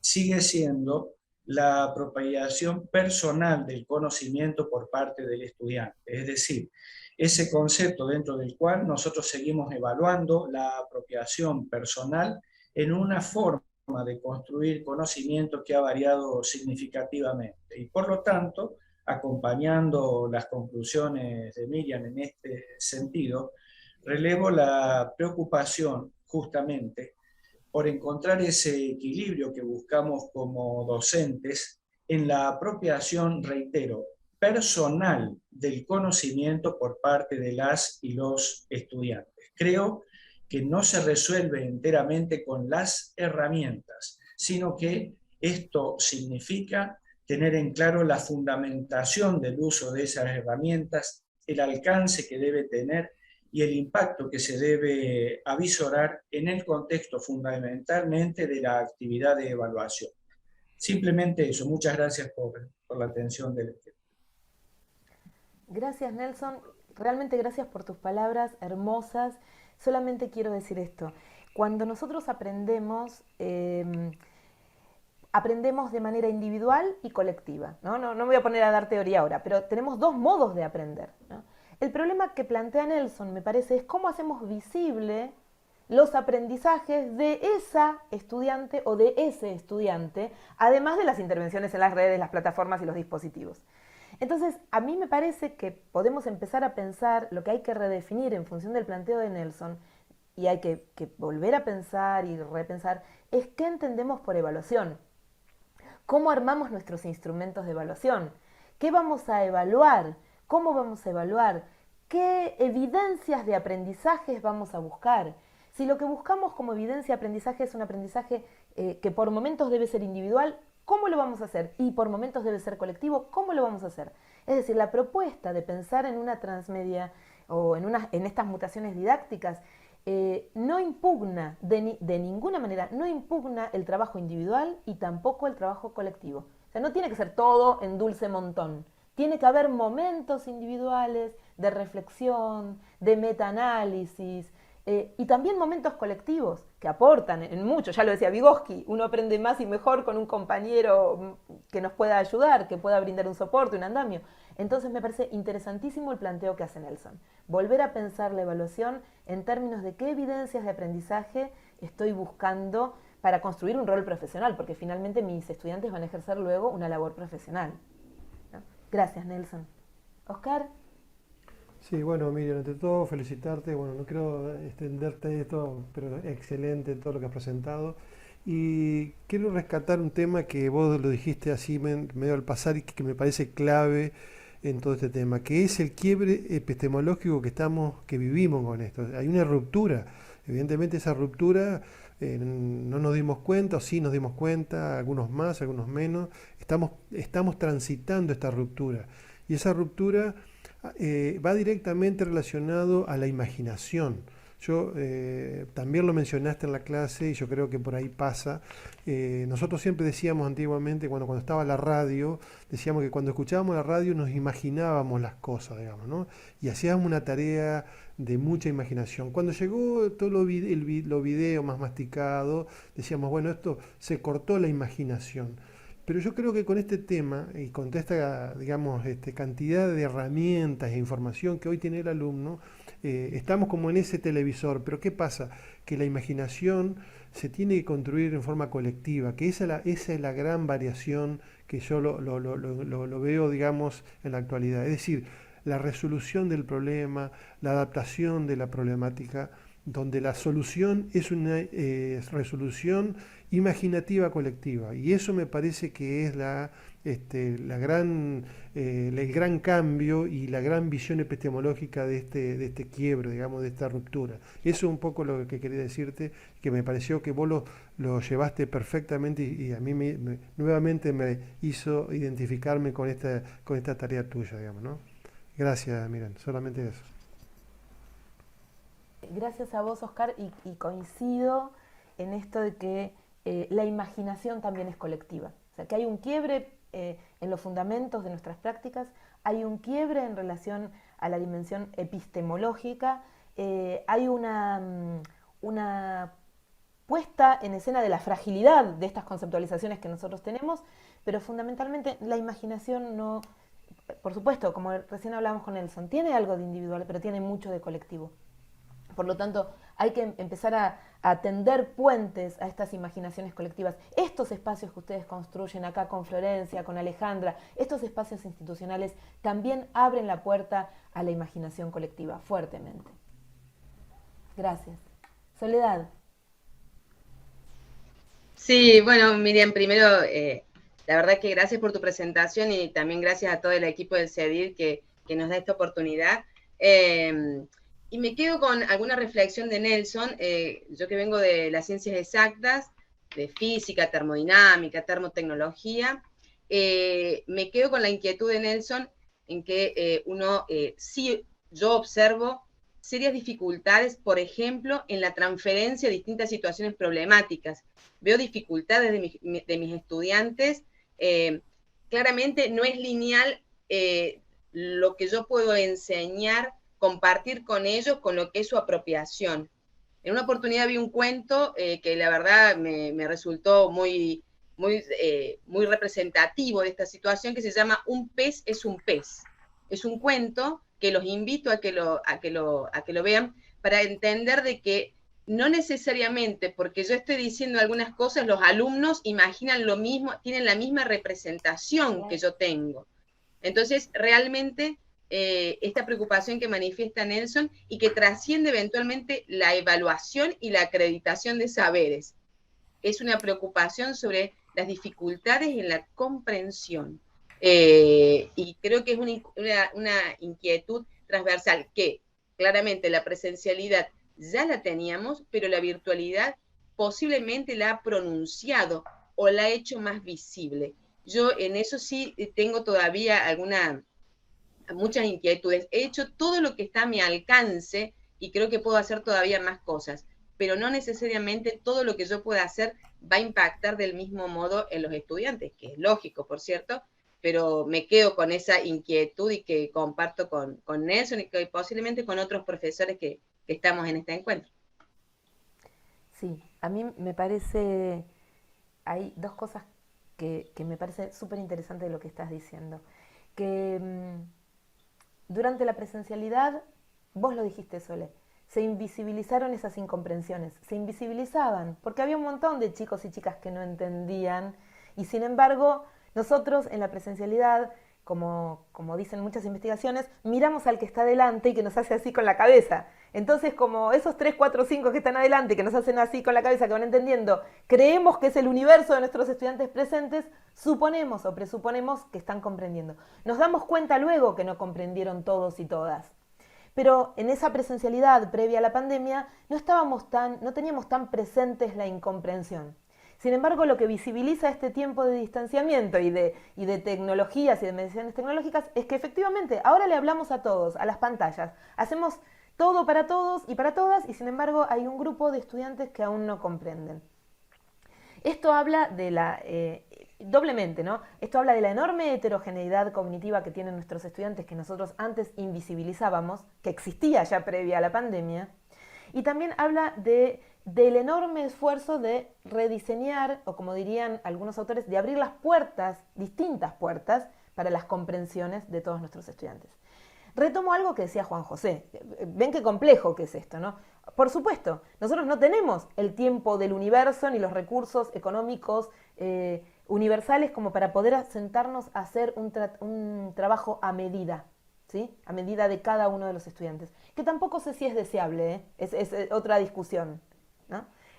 Pero, bueno, entonces hicimos lo que pudimos con el uso de estas tecnologías, que por supuesto no iban a solucionar todos nuestros problemas. Está clarísimo que no iban a solucionar. Pero por lo menos ahora, cuando volvamos a la presencialidad, vamos a poder interpelar a un grupo de alumnos con unos recursos, a lo mejor la presencialidad, a otro grupo de alumnos con otros recursos, a lo mejor la virtualidad, a otro grupo de alumnos con otros recursos que tengan que ver con el análisis de la vida cotidiana, e ir identificando grandes grupos de estudiantes con modos de aprender similares para que puedan acercarse al conocimiento de manera profunda, rigurosa, significativa y no superficial, banal, ligera o frágil, que me parece que es lo que nosotros tenemos que tener en cuenta.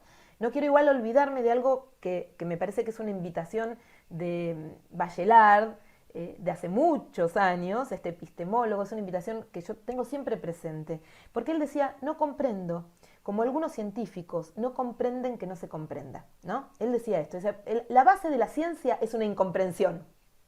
Entonces yo quiero retomar esto y decir, tal vez esas incomprensiones de nuestros estudiantes, ustedes me dirán, Miriam, sos idealista, puede ser que sea idealista, pero alguien tiene que decirlo desde este lugar. A lo mejor esas incomprensiones de nuestros estudiantes nos hacen pensar y repensar sobre la ciencia incluso.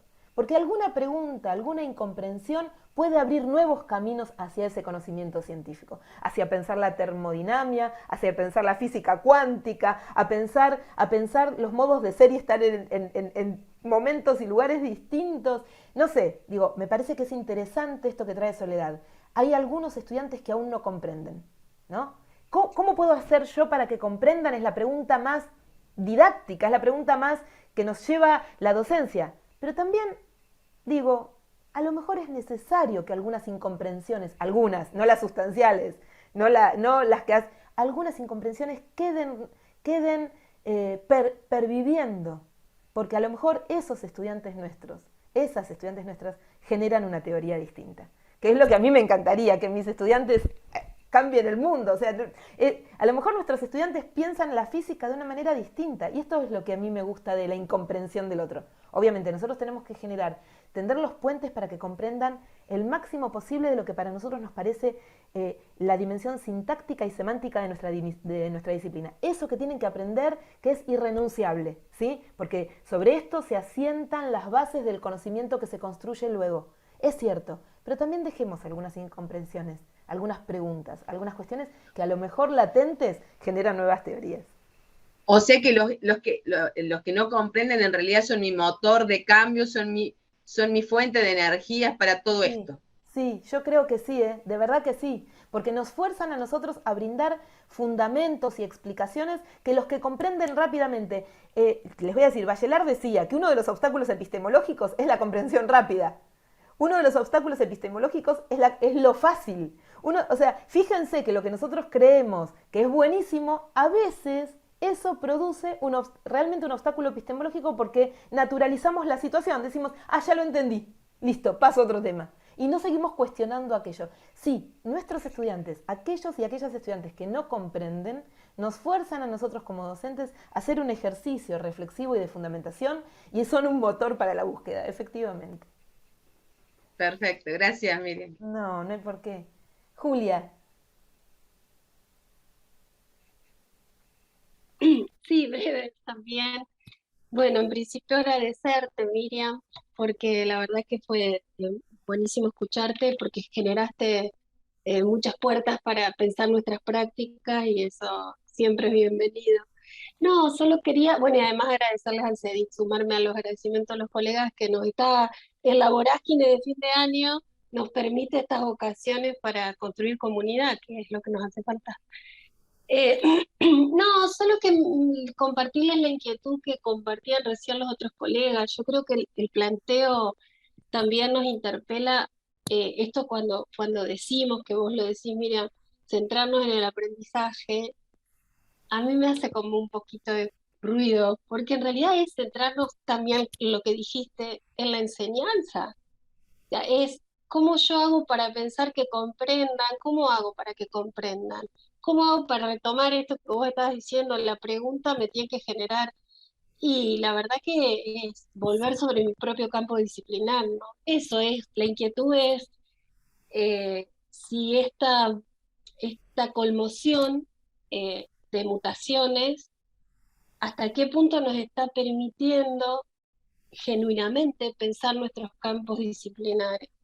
Pues uno puede, o sea, nadie se sintió inerte con la conmoción de pandemia y todos metimos mano a lo que pudimos, pero en realidad si uno no revisa el campo disciplinar, lo que puede, lo que no puede, las conjeturas, las problemáticas, los debates, la apertura, las expansiones, las fronteras, las no fronteras, todo eso que sabemos de nuestros campos, los otros lenguajes, hay otras maneras de difundir, de divulgar.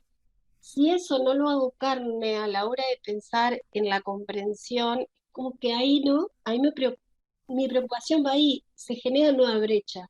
Pienso estrategias, pienso modos, pero el contenido lo tengo que dar igual. Entonces, pero esto sí o sí lo tengo que dar igual. Es mi preocupación, ¿no? Esto no lo tenés que dar igual, esto lo tenés que cambiar también, lo tenés que abrir, y eso, bueno, me gustaron algunas afirmaciones como la fragilidad del conocimiento, romper las celdas de nuestras disciplinas, reconocernos que no nos sabemos todo. Eso me parece que en la academia y en la universidad nos va a costar horrores. Yo celebro lo que nos pasó con la pandemia, y perdón, porque sé que es medio arriesgado decirlo así, porque hubo quienes no la pasaron bien, casi más de la mitad de los argentinos y del mundo, pero digo que más allá de lo que fue, me parece que en términos epistemológicos, a quienes estamos preocupados por la enseñanza, nos tiene que permitir eso, porque si no es como que seguir reproduciendo, ¿no? Seguir reproduciendo variedad, pero, que lo decía Bachelard, pero no diversidad. No, bueno, eso, que volver a pensar nuestros campos, me parece que es el gran desafío que vos también nos estás invitando también que continuamente lo hagamos a mirar estos ejes que vos proponías para pensar las enseñanzas, ¿no? Bueno, muchas gracias. Eso es. No, gracias a vos, Julia. Vamos a hacer una cosa. Diálogo con Julia. Guillermo tiene la mano levantada y si les parece, siendo las 11 de la mañana, vamos, porque hay gente que se están retirando, pero me gustaría contestarle a Julia que en algún momento, ahora la perdí, en las pantallas ahora la perdí. O la Ahí seguimos está, en otro ahí está. momento, no hay problema, yo No, entiendo no, el no, no, tiempo. quiero contestar esto Bueno, rápido porque creo que diste en el clavo en algo interesantísimo, que es no tenemos que dar todo. No tenemos que dar todo. No es esto lo tengo que dar. Este distanciamiento nos tiene que servir como oportunidad para algo que decíamos hace un rato, es rejerarquicemos lo importante. Reordenemos lo que vale la pena, lo que es deseable y pongamos de relieve que a lo mejor son 2 o 3 cosas nada más las que tenemos que enseñar realmente y el estudiante realmente tiene que aprender, comprender, apropiarse y hacer un uso activo del conocimiento con una transferencia lejana. Me parece que coincido con vos, Julia, muchas de las cosas que yo digo habitualmente y que las dije hoy también acá, a la academia la conmocionan, le hacen ruido, le va a llevar mucho tiempo, pero lo tenemos que decir porque es parte de cómo va cambiando la manera de hacer mundo, cómo va cambiando la manera de construir conocimiento, cómo va haciéndose, efectivamente, vos lo retomaste muy bien, la fragilidad, se haciendo evidente la fragilidad del conocimiento. Gracias, Julia. Guillermo, y terminamos con Guillermo. Sí, mira, Miriam, todo lo que expusiste me pareció bárbaro, nos abre un poco la cabeza y también me hace un crack en los chicos que empezaron con la pandemia en 2020. Los chicos que empezaron en la parte virtual en la pandemia son unos chicos muy abiertos, que reaccionaron rápido, que responden las consignas, que aprenden, que constantemente levantan la mano. Ahora, el problema son los chicos que vinieron, que están antes de la pandemia, que ya son alumnos que se están por recibir, que están a mitad de la carrera, que todavía es como que no están en el engranaje, más allá que le demos un montón de mutaciones didácticas de aquello de con música, con video, con esto, les cuesta. Pero como dicen las colegas que dijeron anteriormente, es tratar de dar y tratar de recibir y escuchar muchas veces esto, para poder llegar a todo. Y muchas veces no podemos dar todo a lo que tenemos a nuestro alcance. Pero bueno, los chicos que vinieron en 2020 para adelante son los que se adaptaron rápidamente a todo esto. Y los de anterior son los que les cuesta un poquito más, quizás por la falta, por las teorías magistrales que veníamos dando, por lo que se venía haciendo, que no se usaba tanto subir video, esas cosas en las clases, era todo más presencial, buscar bibliografía en biblioteca, esto, el otro. Ahora cambió todo, es todo virtual. Hoy todo virtual, hoy tienen una computadora, pueden escuchar la clase cuando quieren, en el horario que quieren. Yo tengo alumnos que por ahí me hacen los prácticos, los hacen a la madrugada, o sea, no tienen horarios. Hoy sus horarios cambiaron, priorizan cosas y las clases las toman en un momento que esté más tranquilo, a la noche, a la tardecita, a la mañana, o que trabajan. Esto simplificó también a aquella gente que trabaja y los acercó a la universidad también. O sea, hubo un quiebre en la parte esta. Mucha gente que no podía estudiar por un montón por costo, estas cosas, hace que vuelva a estudiar. Y bueno, si le va bien 3 o 4 años, y pueden venir a cursar la última parte presencial y cuantas cosas. Yo creo que va a haber una barrera a partir del 2020 hacia adelante, ¿no? Absolutamente. No sé si una barrera o un puente. Va a haber un puente que tender entre el 2020 y lo que venga, ¿no? Va a ser un puente largo, va a ser un puente que vamos a tener que seguir construyéndolo. Lo que importa es que sigamos poniendo piedras en ese puente para conformar un arco grande para que se extienda. Creo que también hay algo de lo que dijo recién Guillermo que me parece interesante señalar, y ya con esto termino, que es démosle la voz a nuestros estudiantes. Oigamos a nuestros estudiantes, preguntémosle a nuestros estudiantes cómo creen que aprenden mejor. Démosle la chance, hagan una encuesta, un formulario de Google, algo, pregúntenle no beneficios, sino qué oportunidades encontraron en el distanciamiento y qué dificultades encontraron en el distanciamiento. Escuchen a sus estudiantes, es la manera de mestizar las prácticas, es la manera de reconocer lo que les resulta significativo, es la manera tal vez de Soledad de acercarse a aquellos chicos y chicas que no comprenden todavía, es la manera de poder entender de qué modo nosotros hacemos estas mutaciones didácticas, que por supuesto no es, la mutación didáctica no viene de la mano automática de la tecnología, es algo que va a perdurar. Es algo que tenemos que reflexionar y es algo que tiene que permitir cambiar nuestras prácticas de enseñanza. La verdad es que les agradezco muchísimo, muchísimo esta oportunidad. Alejandra, Flor, a todas las personas que estuvieron presentes hasta ahora, 2 horas estuvimos, 2 horas reloj, es un montón de tiempo y yo quiero despedirme con una frase, si les parece bien, de un psicoanalista francés que se llama Éric Laurent, y él dice algo así que a mí me sirve como horizonte, me sirve como lugar de representación, un lugar donde quiero seguir manteniéndolo siempre en mi corazón, porque no es solamente la cabeza, es todo el cuerpo, el corazón, la cabeza, todo. Y él dice algo así como, cuando algo nuevo surge, hay que tratarlo bien. Hay que acogerlo, hay que darle su lugar y no tratarlo como si fuese lo mismo de siempre. Entonces, en este tiempo algo nuevo surgió. Démosle el lugar a lo que surgió nuevo. No lo tratemos como si no hubiese sucedido nada. Tratémoslo como tratamos, como diría Hannah Arendt, como tratamos a un recién nacido. Que nos sorprenda lo que pasó, para poder dialogar con eso que sucedió y para poder darle lugar. Bueno, muchísimas gracias, muy agradecida. Y nos vemos pronto en cualquier lugar, en las redes, en los dispositivos, en las plataformas o por aquí. Adiós. Gracias. Gracias, Miriam. Gracias a todos y a todas. Gracias.